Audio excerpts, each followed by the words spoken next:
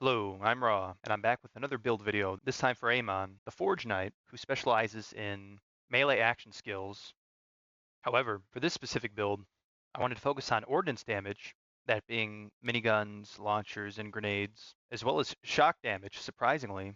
In all of his marketing, it seems like he usually uses primarily fire and cryo damage for his action skills. However, some of his augments and capstones, as well as some skills associated with them, allow him to dish out some pretty good shock damage. And in honor of my favorite weapon in Destiny 2, I am naming this build Thunderlord Amon.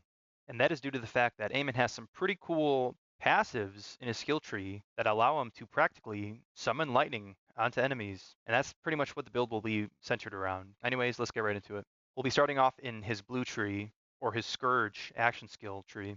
Scourge basically acts as a front-facing shield that absorbs damage and stores it as Vengeance, a new resource specific to this action skill. If you press your action skill again, you summon a Forge Wave in front of you that deals cryo ordnance damage, which consumes Vengeance to deal more damage. It is encouraged to constantly use your Vengeance meter due to the fact that when it is capped, you will instead reduce damage taken instead of absorb it. For the first row, Scorched Cairo seems to be the best for an ordnance damage-based build, as it provides at max 20% artillery damage, and 20% magazine capacity. In my previous build video for Rafa, I stated that skills that give you splash damage, gun damage, and elemental damage are multiplicative, but from videos that have come out and some of the developer discussions, it seems that most damage increase skills, like the three mentioned, aren't multiplicative but rather additive. Therefore, in this game, it's most likely that players are going to chase DPS rather than single shot damage numbers. And that's why on the item cards for this game, DPS is front and center. Therefore, magazine size increases, fire rate increases, critical damage increases will be extremely beneficial because they all increase your damage per second without providing direct damage boosts, aside from critical hit damage, which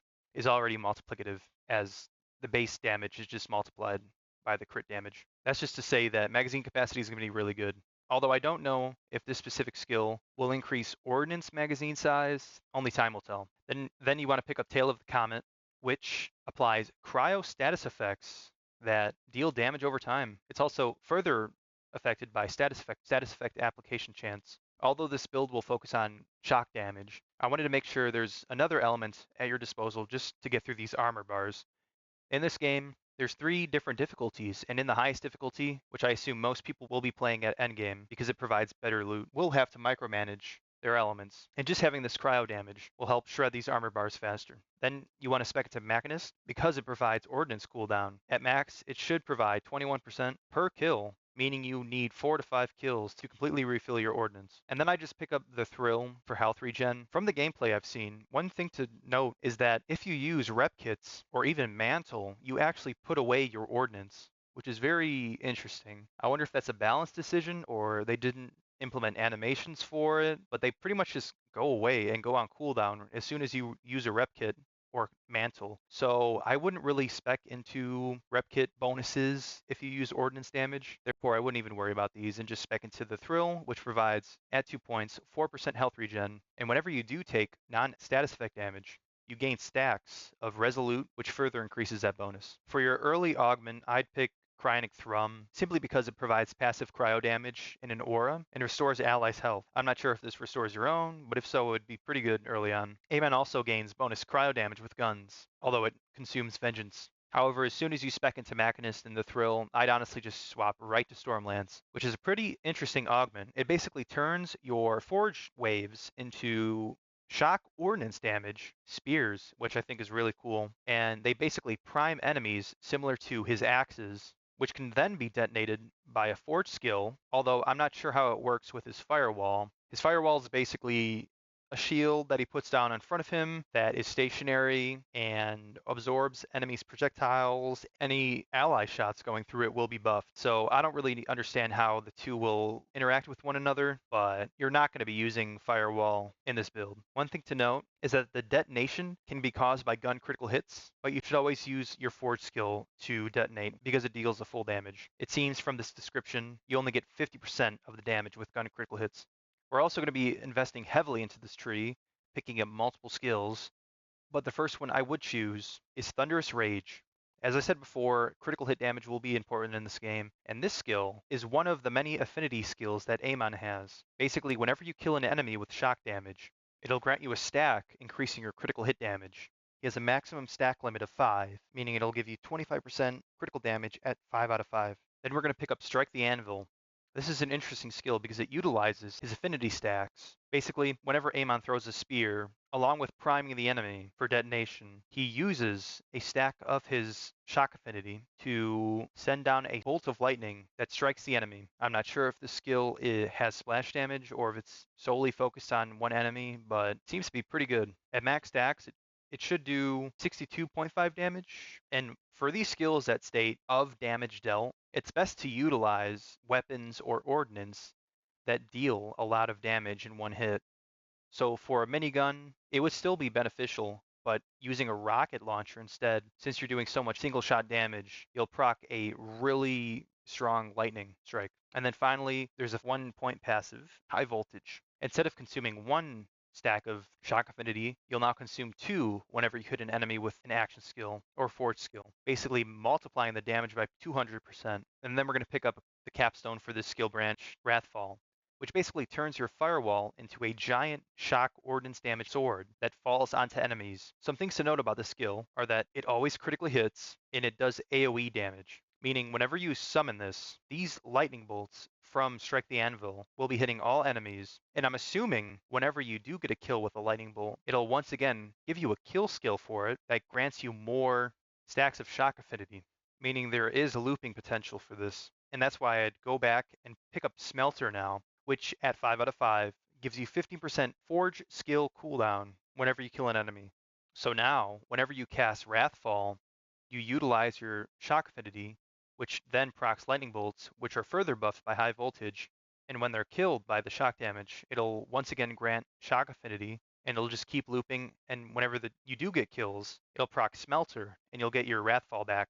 This could have some really good AoE potential. Next, we're going to head into his red tree, and first pick up Impetus. This is a kill skill that stacks up to 3 times, and at 3 out of 3, you get 15% shield recovery rate and 9% move speed per stack. This is just going to be a really good skill for survivability, and this pretty much takes care of his shield regen, while the Thrill takes care of his health regen. So you're pretty much not going to die ever, especially because you're using Scourge to protect yourself from the front.